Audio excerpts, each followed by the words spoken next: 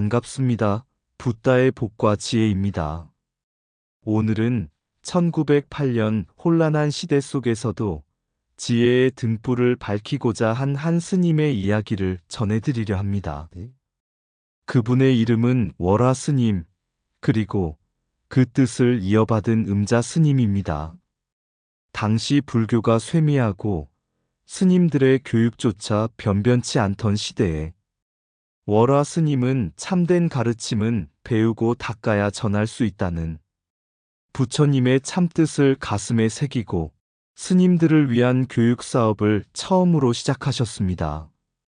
법화의 진리로 마음을 깨우치고 화엄의 지혜로 세상을 넓게 비추며 몸소 실천으로 법을 드러내신 그분의 걸음은 오늘 우리에게도 배움과 수행이 하나 되어야 한다는 깊은 메시지를 전해줍니다.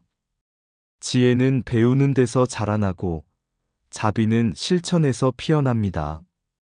오늘 이 시간 월화 스님과 음자 스님의 이야기를 통해 우리 또한 배움의 길 위에서 실천하는 수행자가 되기를 발언합니다.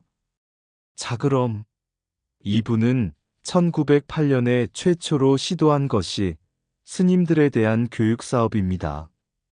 그 여정을 함께 해볼까요?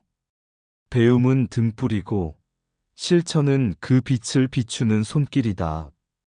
1908년 중국의 하늘은 불교의 등불이 꺼져가고 있었습니다. 세상은 서양 문물의 물결에 휩쓸려 사찰은 텅 비고 스님들은 배움의 길을 잃어가고 있었지요. 그때 한 스님이 조용히 일어섰습니다. 그가 바로 월화 스님이었습니다. 월화 스님은 보타산에서 출가하여 관음보살의 자비를 마음에 새긴 분이었습니다. 스님은 어느 날 스스로에게 물었습니다. 부처님께서 법을 전하실 때 들은 이들이 깨닫고 실천하였듯 오늘날의 승가에도 다시 배움의 길을 열어야 하지 않겠는가? 그리하여 스님은 작은 법당의 한쪽에서 법화경 강좌를 열었습니다. 낡은 등잔불 아래 10명 남짓한 스님들이 둘러앉았습니다. 스님은 말씀하셨습니다. 이 경 한 권을 바르게 배우는 것은 세상 1000권의 글을 읽는 것보다 깊도다. 경의 뜻을 깨닫고 그 뜻을 살아내는 것이 바로 수행이다. 그 자리에 앉아있던 젊은 스님 중 한 명이 바로 음자 스님이었습니다. 그는 한 구절 한 구절에 눈물을 머금으며 배웠습니다. 법화의 진리를 마음에 새기고 스승의 걸음을 따랐습니다. 세월이 흘러 월화 스님이 열반하자 음자 스님은 스승의 법을 이어받아 화엄의 가르침을 펼쳤습니다. 그는 스승처럼 생식을 하며 장좌불화로 잠을 자지 않고 수행했습니다. 사람들은 그를 보며 말했습니다. 스승이 가르침으로 길을 열었다면 제자는 행으로 그 길을 밝혔구나. 그리하여 한 시대에 스승과 제자의 배움과 실천이 이어졌고 꺼져가던 불교의 등불은 다시금 사회 곳곳에서 빛나기 시작했습니다. 부처님께서는 말씀하셨습니다. 지혜 없는 수행은 어둠 속의 걸음이요 실천 없는 지혜는 그치지 않는 바람이라. 월화 스님과 음자 스님의 길은 그 두 가지를 함께 품은 불법의 길이었습니다. 그 길 위에서 오늘 우리도 묻습니다. 나는 배우고 있는가?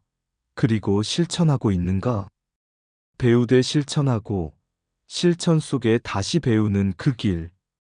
바로 그것이 부처님의 참뜻을 잇는 길이었습니다. 관음의 자비심으로 세상을 밝히다. 동태의 작은 마을, 새벽 종소리가 고요히 울려 퍼지던 어느 날 소년 월화는 깊은 사색에 잠겨 있었습니다. 세상은 여전히 혼탁했고 사람들은 각자의 고통 속에 허덕이며 서로를 몰랐습니다. 그는 묻습니다. 왜 사람들은 서로를 돕지 못할까? 왜 슬픔을 보고도 함께 울 줄 모를까? 그 물음은 그를 먼 길로 이끌었습니다. 그는 지혜의 길을 찾고자 중국 4대 성지 중 하나인 보타산으로 향했습니다. 그곳은 예로부터 관음보살의 성지, 자비의 빛이 머무는 곳이라 불렸지요. 바람이 불어오면 파도는 마치 천수관음의 팔을 흔들 듯 일렁였고, 절마다 울려 퍼지는 연불 소리에는 세상의 모든 고통을 품으려는 자비의 기운이 깃들어 있었습니다. 그는 그곳에서 서원했습니다. 부처님의 가르침은 연민과 자비의 뿌리를 두나니 나 또한 그 자비의 길 위에 내 생을 놓으리라. 그날 이후 월하는 관음보살의 자비행을 담고자 세상 속으로 나아가 중생의 눈물을 닦는 길을 걸었습니다. 그의 수행은 외로운 산속의 고요가 아니라 고통받는 이들의 곁에서 함께 울고 웃는 자비의 실천이었습니다. 그는 가르침을 베풀 때마다 이렇게 말하곤 했습니다. 관음보살의 귀는 모든 중생의 울음을 듣고 그 손은 그 눈물을 닦아준다. 우리가 중생의 소리를 들을 수 있다면 그때 이미 관음보살의 길 위에 서 있는 것이다. 그의 행은 중국의 보타산에 머물지 않았습니다. 그 자비의 씨앗은 한국의 동해안으로 흘러와 낙산사와 등명낙가사의 파도 소리에 실려 퍼졌습니다. 그곳에서도 수행자들은 관음의 이름을 부르며 세상 고통 속에서 연민을 잃지 않으려 마음을 다졌습니다. 자비는 멀리 있는 것이 아니었습니다. 그는 이웃의 슬픔 속에서, 병든 노인의 한숨 속에서, 또 마음의 길을 잃은 중생의 눈빛 속에서 언제나 관음을 보았습니다. 그리하여 월화 스님의 출가는 단순히 세속을 떠난 길이 아니었습니다. 그것은 모든 고통을 품기 위한 발심, 모든 중생을 향한 관음보살의 원력을 몸으로 살아내려는 서원이었습니다. 오늘도 그가 남긴 말은 우리 마음에 울립니다. 자비는 배운 지식이 아니라 함께 아파할 줄 아는 마음이다.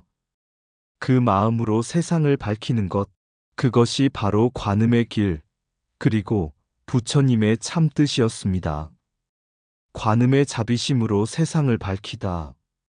자비는 멀리 있는 것이 아니라 고통 속에서 함께 울어주는 마음이다. 관음보살은 모든 울음을 듣는다. 들을 수 있는 자만이 자비를 실천할 수 있다. 눈물 속에 피는 연꽃, 그것이 바로 자비의 꽃이다. 세상을 버리는 출가가 아니라 세상을 품는 출가가 진정한 서원이다. 남의 고통을 보고도 외면하지 않는 마음, 그곳에 부처가 있다. 지혜는 머리에서 나오고 자비는 마음에서 흐른다. 둘이 하나일 때 길이 열린다. 관음의 귀는 울음소리를 듣고 관음의 손은 눈물을 닦는다. 우리 또한 그 길을 따르자. 한 사람의 연민이 세상을 밝히고 한 사람의 자비가 시대를 구한다. 배움은 등불이요, 자비는 그 빛을 비추는 손길이다. 출가란 세속을 떠남이 아니라 세상의 아픔을 함께 짊어짐이다. 자비는 말로 전해지지 않는다. 오직 행동으로 피어난다. 남의 고통을 내 고통처럼 느낄 때 비로소 부처의 길이 시작된다. 마음이 고요할수록 남의 울음이 크게 들린다. 그것이 자비의 청정심이다. 관음의 이름을 부르는 것은 중생의 고통을 내 마음에 새기는 것이다. 부처님은 자비로 세상을 비추셨고 제자는 실천으로 그 빛을 이어간다. 경전은 지혜의 빛, 스승은 그 빛을 밝히는 등불이다. 1908년 세상의 어둠은 깊고 사찰의 불빛은 희미했습니다. 불교는 오랜 침체 속의 길을 잃고 승가의 청규는 희미해지고 있었습니다. 그때 한 스님이 조용히 일어나 말했습니다. 중생을 구하려면 먼저 스스로 밝아야 한다. 밝음은 경전에서 나오고 경전의 뜻은 가르침을 통해 드러난다. 그가 바로 월화 스님이었습니다. 그는 부처님께서 지혜의 등불을 켜라 하신 가르침을 마음에 새기고 승가의 근본을 바로 세우기 위해 새로운 길을 열었습니다. 1908년 그는 법화경 강좌를 열었습니다. 모든 중생이 부처가 될 수 있다. 는 법화의 정신을 통해 스님들은 다시금 대승의 원력을 깨달았습니다. 스님은 말했습니다. 법화경은 깨달음의 꽃이며 그 꽃은 배우는 자의 마음밭에서 피어난다. 배움의 씨앗은 그렇게 심어졌습니다. 경전을 배우고 그 뜻을 깨닫고 그 깨달음을 실천하는 길. 그것이 월화 스님이 꿈꾼 승가의 부흥이었습니다. 4년 후 1912년 그는 다시 새로운 장을 열었습니다. 이번에는 화엄경의 대강좌였습니다. 스님은 이를 화엄대학이라 부를 정도로 체계적으로 꾸렸습니다. 화엄은 일즉일체요 일체즉일이다. 배우는 이는 한 마음을 다스리고 실천하는 이는 일체 중생을 이롭게 하라. 그곳에서 한 제자가 눈부신 빛을 내기 시작했습니다. 그가 바로 음자 스님이었습니다. 스승은 제자를 보며 말했습니다.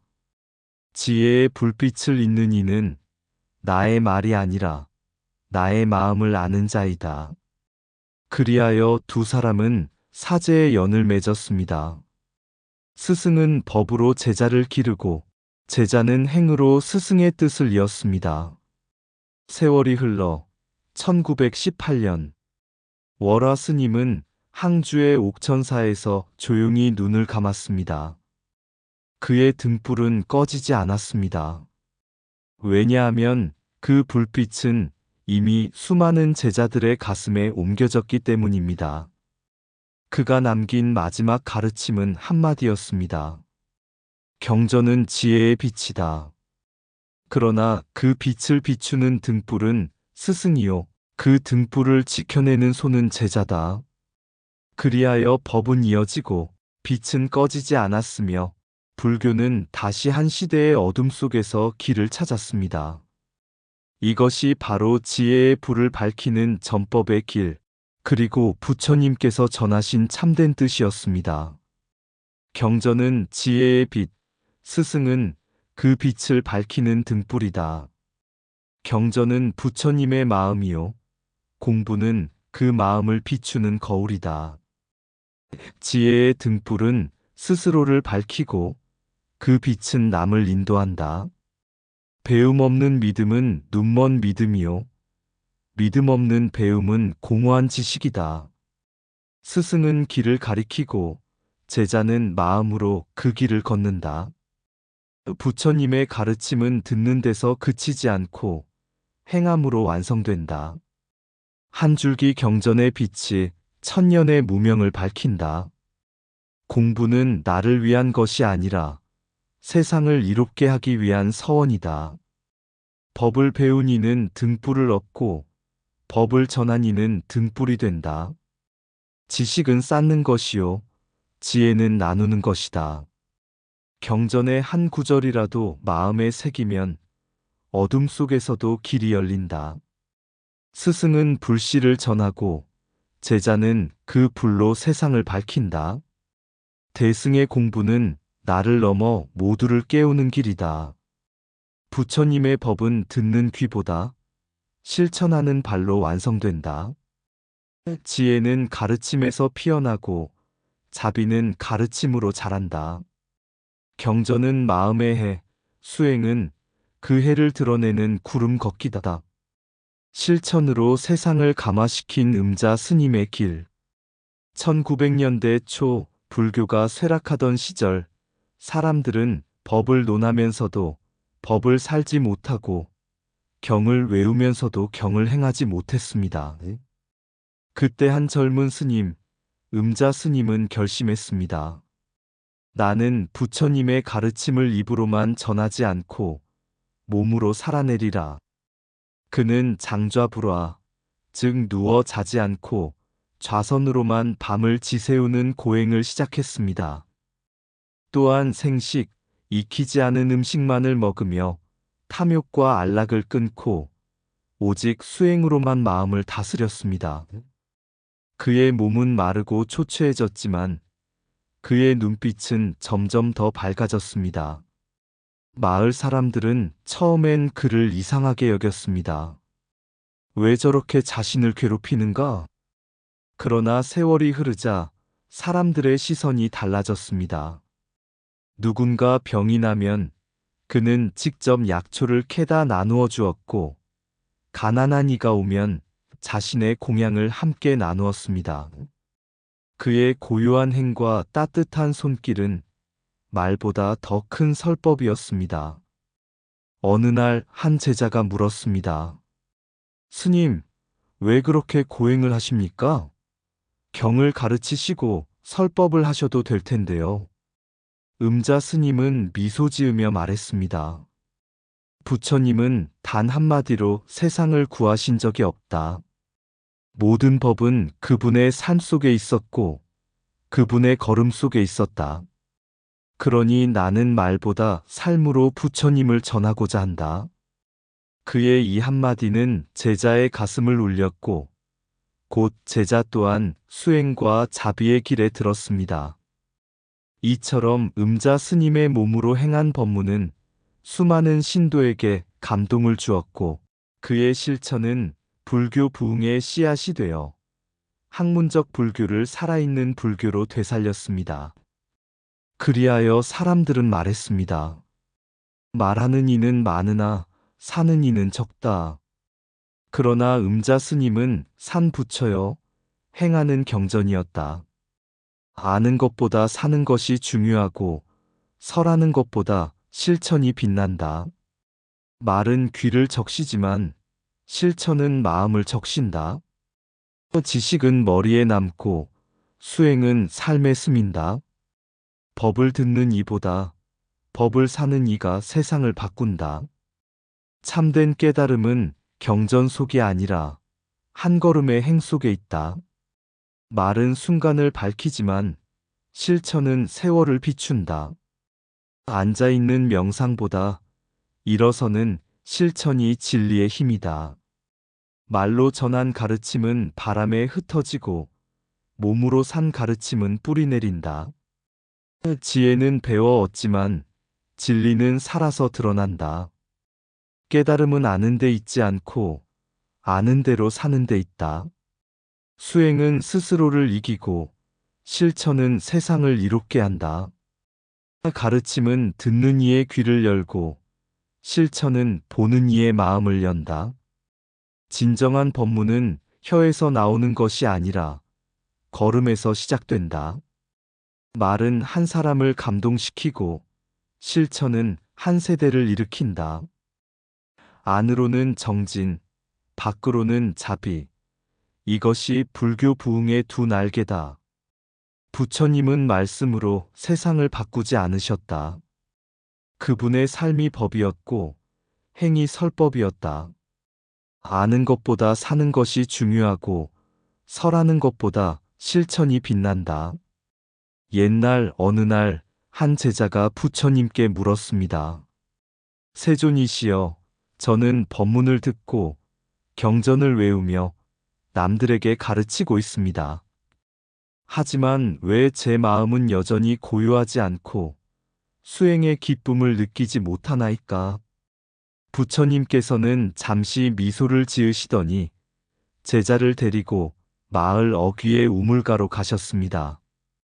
그곳에는 한 여인이 매일같이 무거운 항아리를 이고 물을 길어가는 모습이 있었습니다. 그녀는 말없이 묵묵히 매일같이 같은 길을 오르내렸습니다. 부처님이 말씀하셨습니다. 저 여인은 물을 깃는 법을 배우지 않았다. 하지만 그 길을 날마다 걷는구나. 그대는 물 깃는 법을 알고 있지만 항아리를 들지 않으니 목이 마르지 않느냐? 제자는 그제서야 깨달았습니다. 지식은 법을 아는 것이고 수행은 법을 사는 것이라는 것을. 그날 이후 제자는 경전 공부를 멈추지 않되 그 배운 바를 몸으로 실천하기 시작했습니다. 그는 가난한 이를 도왔고 분노를 자비로 바꾸려 애썼으며 하루 한 걸음이라도 진리의 삶을 걸으려 노력했습니다.